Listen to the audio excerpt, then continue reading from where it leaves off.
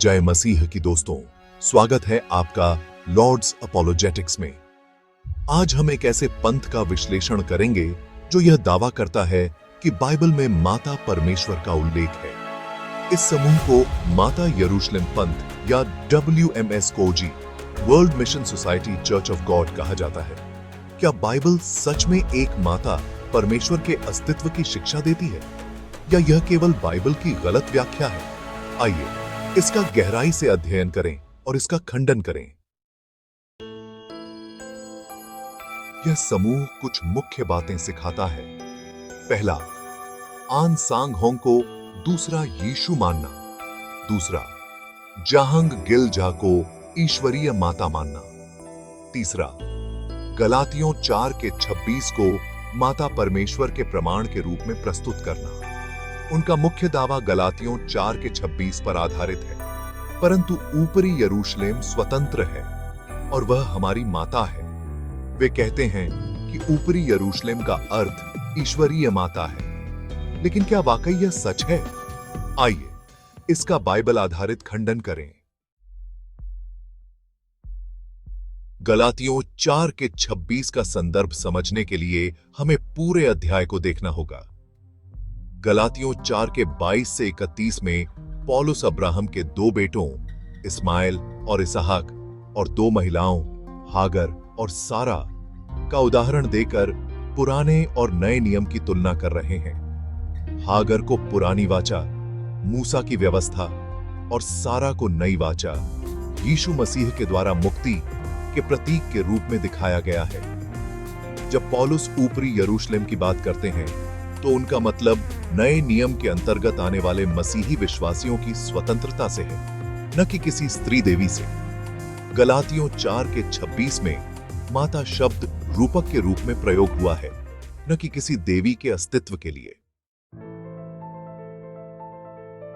Bible स्पष्ट रूप से सिखाती है कि केवल एक ही परमेश्वर है और वह पिता है, माता नहीं। व्यवस्था विवरण 6:4 सुन, हे इस्राएलियों, यहोवा हमारा परमेश्वर है, यहोवा एक ही है। यशायाह 44:6 मैं पहला और मैं ही अंतिम हूं और मुझसे अतिरिक्त कोई परमेश्वर नहीं। मत्ती 6:9 यीशु ने हमें प्रार्थना करना सिखाया, हे हमारे पिता जो स्वर्ग में है। 1 कुरिन्थियों 8:6 हमारा एक ही परमेश्वर पिता है जिससे सारी वस्तुएं हैं।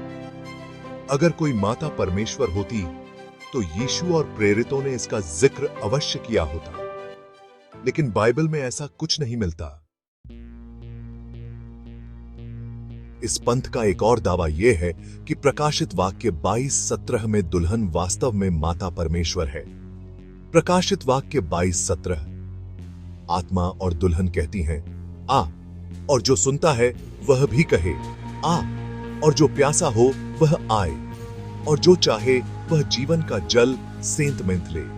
बाइबल के अनुसार यीशु की दुल्हन चर्च कलीसिया है, न कि कोई माता परमेश्वर। इफिसियों 5:25 से 27 जैसे मसीह ने कलीसिया से प्रेम किया और अपने आप को उसके लिए दे दिया। 2 कुरिन्थियों 11:2 मैंने तुम्हें एक ही पति के लिए नियुक्त किया है कि तुम्हें पवित्र कुंवारी के समान मसीह को सौंप दूं। यानी दुल्हन का अर्थ मसीही विश्वासियों का समूह है, न कि कोई देवी। यह समूह बाइबल की गलत व्याख्या करता है। यह एक झूठे मसीह आन सांग होंगे को प्रचारित करता है। यह लोगों को एक नकली माता परमेश्वर की पूजा की ओर ले जाता है।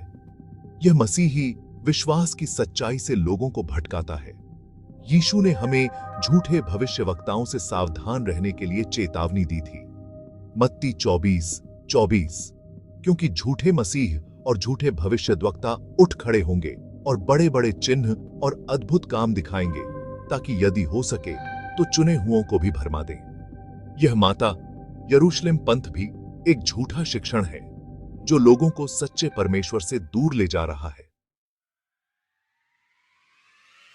आज हमने सीखा कि गलातियों 4:26 माता परमेश्वर की शिक्षा नहीं देता। बाइबल सिखाती है कि केवल एक परमेश्वर है, पिता परमेश्वर। प्रकाशित वाक्य 22:17 में दुल्हन का मतलब चर्च है। न कि कोई स्त्री देवी। अगर कोई आपसे कहता है कि बाइबल में माता परमेश्वर का उल्लेख है, तो उनके सामने ये बाइबल के तर्क रखिए और सत्य का प्रचार करिए। अगर यह वीडियो आपको पसंद आया तो लाइक करें, कमेंट करें और शेयर करें ताकि और लोग भी सत्य जान सकें। और हां, लॉर्ड्स अपॉलोजेटिक्स को सब्सक्राइब करना न भूलें। धन्यवाद। यीशु मसीह आपको आशीष दें।